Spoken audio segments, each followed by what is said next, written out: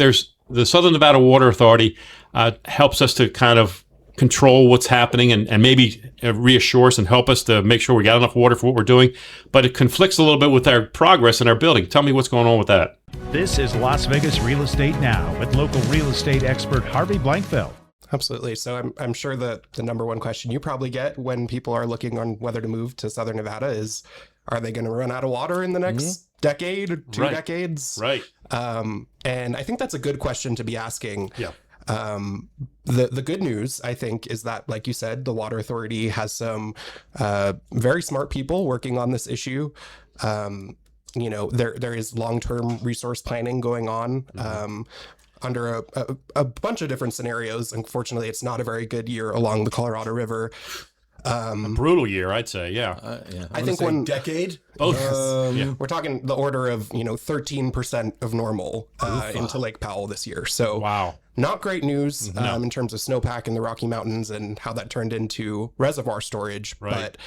But I would encourage, anybody who's looking to potentially buy a home in Southern Nevada to look at some of those long-term resource plans, because they might surprise you. I mean, they do a bunch of different, scenarios for, looking at how, but they're trying to, one of the things that I know that they're trying to do is they're trying to offset the amount of water that goes to the other states by, we use so little compared to everybody else. Yeah. Which is really kind of silly. We're a fraction. When they first made the Colorado River Pact, there were 7 people in Nevada, and that's all they needed. So they didn't really worry about it. True. They all got 2 cups apiece. They were covered. And they were happy. Yeah, so now that's not the case. And of course, the concern that I always have is because I know, and we've had Bronson Mack on from the Southern Nevada Water Authority a number of times.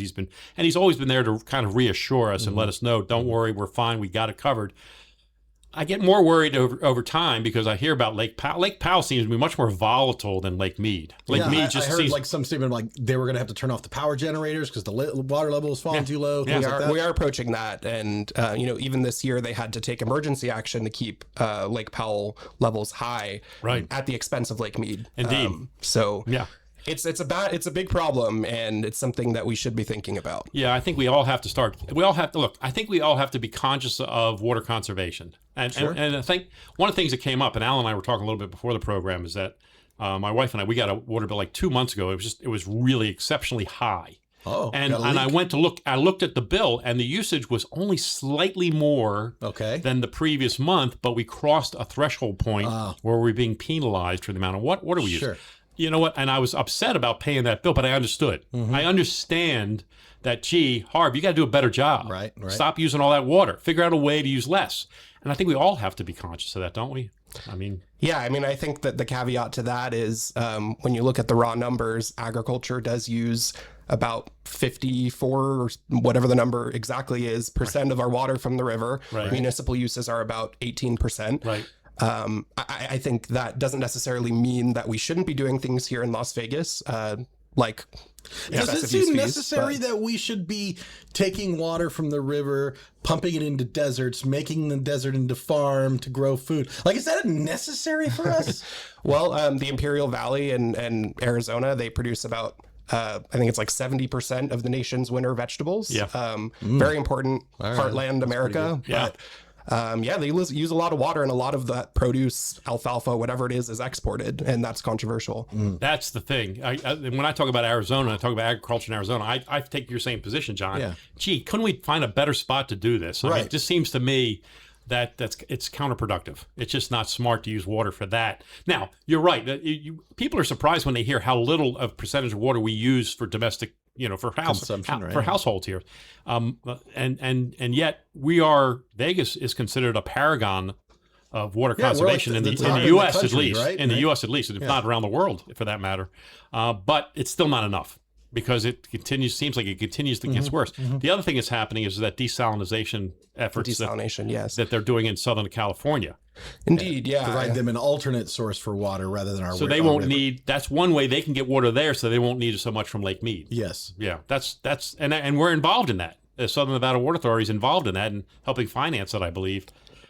Finance, I'm not entirely sure, but we are involved in getting some of that water. California would use that water. We would get to take more from Lake Mead. Right.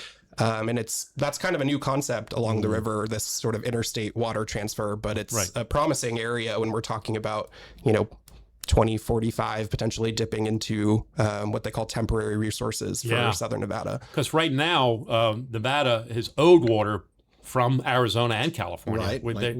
We've banked water is what they talk about, right? Yes. Not that, like I think you brought up once before. Yeah, but where's this water? Right. Underground. Where is that water? It's like, how are we going to get to that? When we really need it, is it going to be there for us to get? That's the question.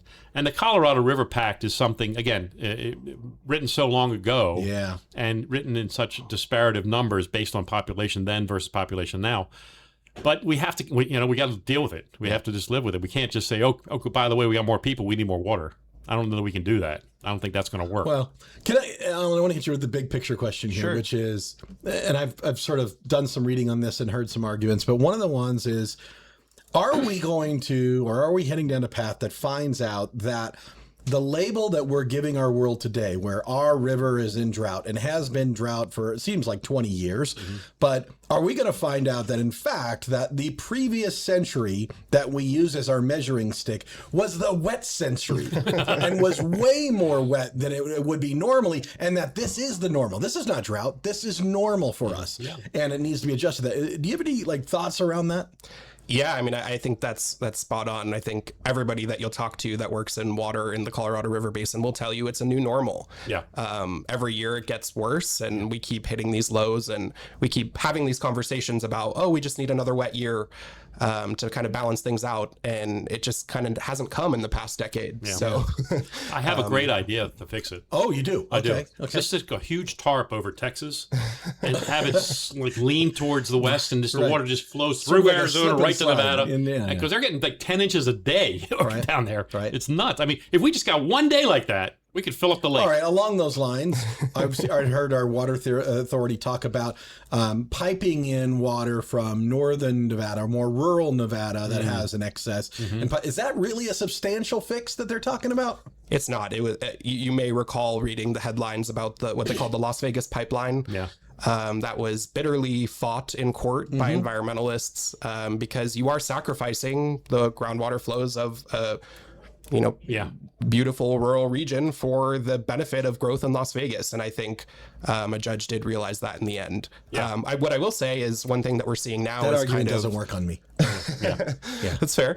They are doing this again with what they call the Cadiz groundwater bank. Right. It's something that about 150 miles off of Las Vegas, they're potentially doing that by pumping groundwater into Arizona from the Mojave Desert. So, interesting. And the Water Authority does retain groundwater rights in the eventual hope that Southern Nevada might be able to build a pipeline and not, be blitzed in court.